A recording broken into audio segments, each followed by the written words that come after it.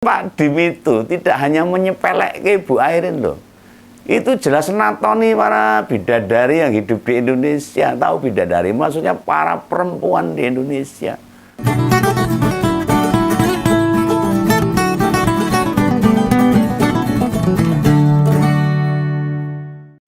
Halo, ketemu lagi Om Begawan.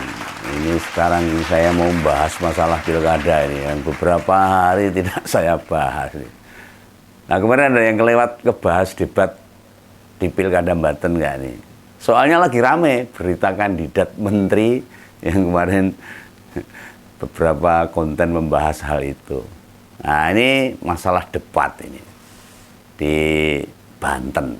Om Begawan minta maaf buat ngompoles dari Banten ya, terutama ngompoles yang Airiners atau fannya Mbak Airin ini, alias pendukungnya Bu Airin sama Pak Ade Sumardi. Yang jelas gini, dalam debat kemarin kan makin kelihatan tuh calon dari Kim plus plus minus Golkar itu keteteran dalam debat.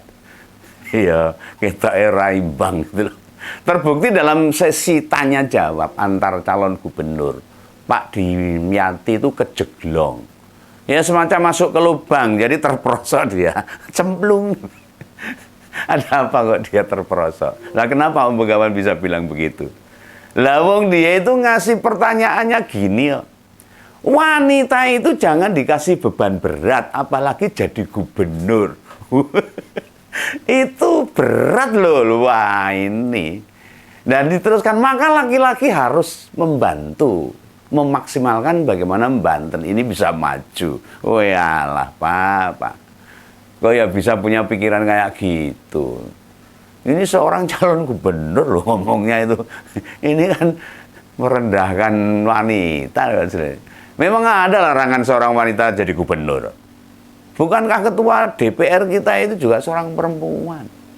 Malah Mbak Puan jadi ketua DPR sekarang untuk kedua kalinya loh. Dalam sejarah DPR, dia perempuan pertama yang jadi ketua DPR 2 kali.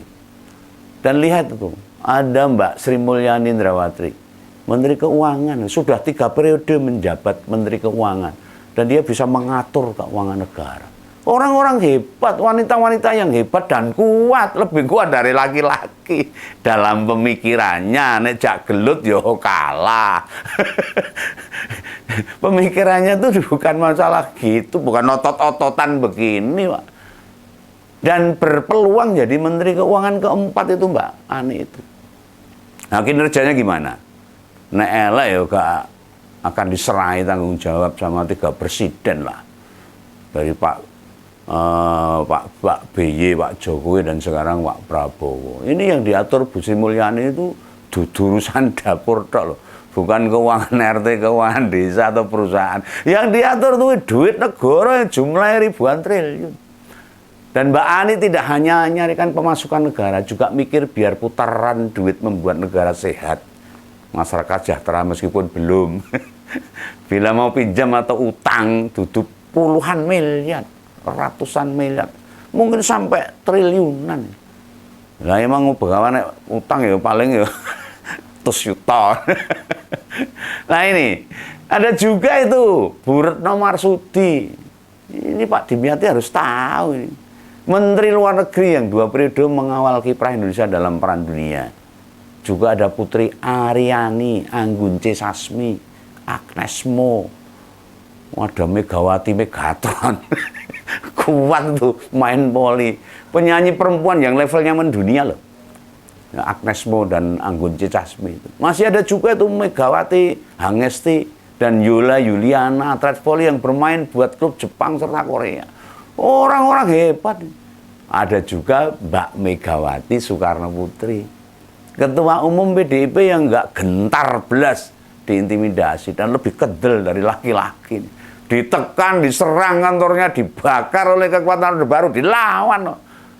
Lah nek kok nyebut tokoh perempuan mulai zaman pra kemerdekaan sana dan setelah kemerdekaan sampai sekarang, walah banyak banget loh ini. Sampai lambene mumplok nih Begawan ini.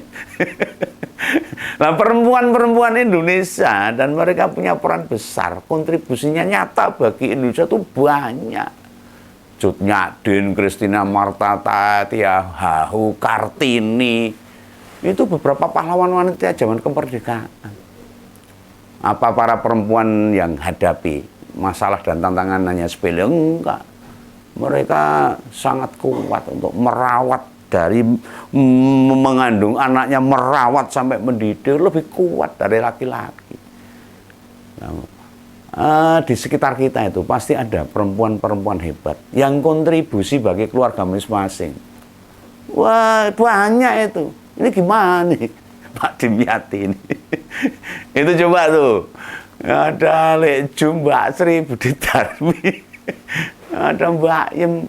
Ada yang single factor, nyari nafkah buat anak-anaknya. Ada yang buka usaha kecil-kecilan demi anak bisa sekolah. Ada yang dodol pecel, ada yang pijat, ada yang dodol jamu, ada yang jadi tambal ban itu. Ojek online banyak sekarang wanita. Dan masih banyak lagi.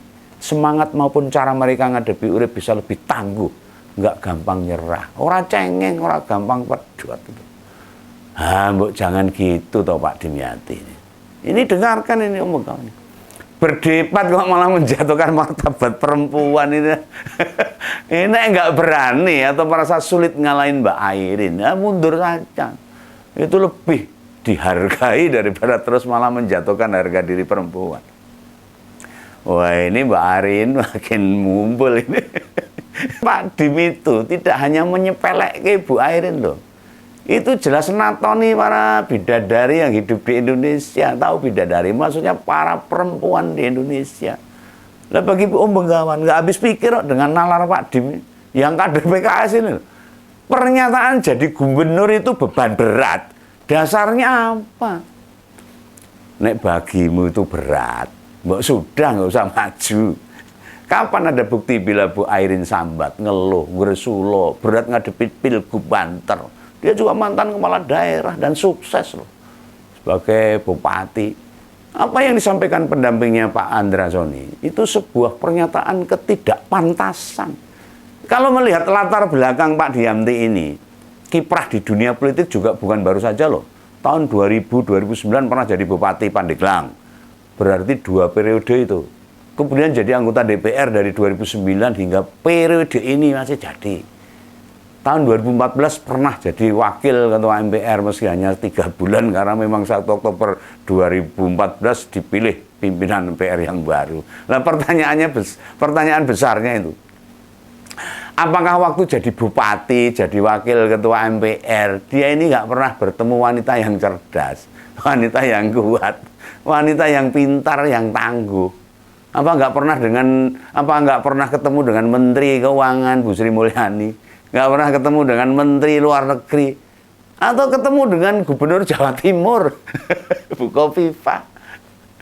Apa iya di Pandeglang tidak ada perempuan yang kuat? Ini bukan judgement loh, bukan menghakimi loh saya. Tidak memvonis. Tapi melandasi apa yang dikatakan Pak Dimyati. Apakah istri dan anak perempuan adalah perempuan-perempuan lemah yang mendampingi Pak Dimyati, yang selalu meminta bantuan Pak Dimyati? Apakah sejak kecil dia melihat ibunya sebagai wanita yang bergantung pada laki-laki, pada suami? Padahal berdasarkan pengalamanku dewe loh, ini saya Bengawan ini. Jangankan sekelas Mbak Puan, Mbak Ani, Menteri Keuangan, Bu Retno Marsudi atau yang lain. Wah, istriku saja babakan urusan ngomah orang tahu sahabat. Ini tak padake sama diri saya sendiri loh. Ya yang anak wedok ya sama saja, tidak mudah mengeluh, ngadepi opo sing kudu dilakoni. Rakakean curhat lah. Itu yang secara akal sehat jadi marahi kaget selama ini. Kenapa Pak Dimyati bisa mengatakan seperti itu? Pak Dimyati kemana saja ini? Cara menilai seorang itu dari aspek apa? Atau jangan-jangan ini Pak Dimyati ini nggak kenal atau belum tahu rekam jejak Bu Airin yang sejelas-jelasnya. Masa sih saya belum tahu? Oh, dia kan orang terkenal mantan kepala daerah juga nih. 2 periode juga jadi kepala daerah. Bapak kan orang partai, kader PKS di Banten yang sudah menasional. Apa benar nggak tahu bagaimana kinerja Bu Airin jadi wali kota Tangerang Selatan 2 periode? Survei elektabilitasnya saja tinggi loh, jauh melebihi panjenengan itu. Jauh ketinggalan pasangan panjenengan Mbak Andrasoni jauh. Padahal mereka diusung 9 partai. Yang ada di Kim Plus Plus loh Pak Jenderal. Kenapa tak bilang Kim Plus Plus? Lah kan Golkar ikut ngusung Bu Airin sekarang. Kemarin nggak mau ketinggalan ketika Bu Airin diusung PDIP, ngikut itu loh. Pasangan Bu Airin itu Pak Ade Sumardi sebagai calon wakil gubernur. Nah ini loh, Om Begawan tak kasih tahu. Ini loh Pak Dim. Sebenarnya Bu Airin itu sudah diminta maju Pilgub Banten sama DPP Golkar sejak lama. Wes suwe dipersiapkan. Ketua umumnya masih dipegang Pak Erlangga waktu itu. Nah setelah Pilpres, lalu Pak Erlangga diturunkan tanpa alasan. Ada pihak-pihak yang meminta supaya Golkar mesti didukung kandidat dari Kim Plus Plus. Artinya tidak boleh semuanya maju sendiri, kemauannya sendiri, sak geleme mereka sendiri. Surat rekomendasi yang awalnya sudah dipegang Bu Airin sempat ditarik itu sama DPP Golkar. Kita kasih tahu ini. Lah menghadapi situasi sulit begitu, Bu Airin nggak mau nyerah, pasrah. Sebagai seorang wanita, dia kuat untuk maju tak gentar. Terus manut apa yang dimaui partai, enggak. Ini bukti dia wanita kuat. Soalnya gini, elektabilitasnya dia tinggi, dimaui oleh warga. Warga Banten memang menghendaki beliau. Lah wilayah lain pada ngiri melihat perkembangan Tangerang Selatan waktu dipimpin Bu Airin. Nah, PDI Perjuangan ngerti, tahu, paham. Makanya mesti ditarik rekomendasinya oleh Golkar. Akhirnya tetap PDIP itu mencalonkan perempuan usia 49 tahun sebagai calon gubernur. Nah, untuk menghormati dukungan yang diberikan oleh PDIP, Bu Airin ikut dalam pertemuan di DPP PDIP. Pakai baju merah. Untuk menerima surat rekomendasi langsung dari Bu Mega. Dan niatan itu bukan demi dirinya, bukan demi jabatan, melainkan mendengar keinginan warga Banten. Ini wanita kuat. Lawang elektabilitasnya sampai 73% awalnya itu. Mosok sebagai pemimpin mau mengabaikan keinginan warganya. Apa gak namanya pemimpin egois? Kalau nggak mau. Nah, resiko dari DPP Golkar yang pasti siap dihadapi. Harus. Kalau sikapnya ternyata berbuah sanksi pada dirinya, dia siap untuk menerima sanksi dari Golkar. Nah, Pak Dim, yang kayak gini aja siap diterima loh, ditanggung demi membela warga Banten loh. Masa sih gak melihat betapa perempuan di politik itu juga berat tantangannya. Akhirnya gimana? Golkar malu kan. Akhirnya kembali mengeluarkan rekomendasi pada dia dan ikut mendukung Pak Airin. Dan diizinkan dipasangkan sama Pak Ade Sumardi. Masuknya aja buat pasangan Andrasoni Dimyati Natakusuma. Berdebatlah dengan elegan. Fokus saja pada program yang diusung masing-masing. Silahkan soroti apa kekurangan program lawan. Itu buat memberi pendidikan politik pada rakyat. Bila berbeda pendapat, biasa ini.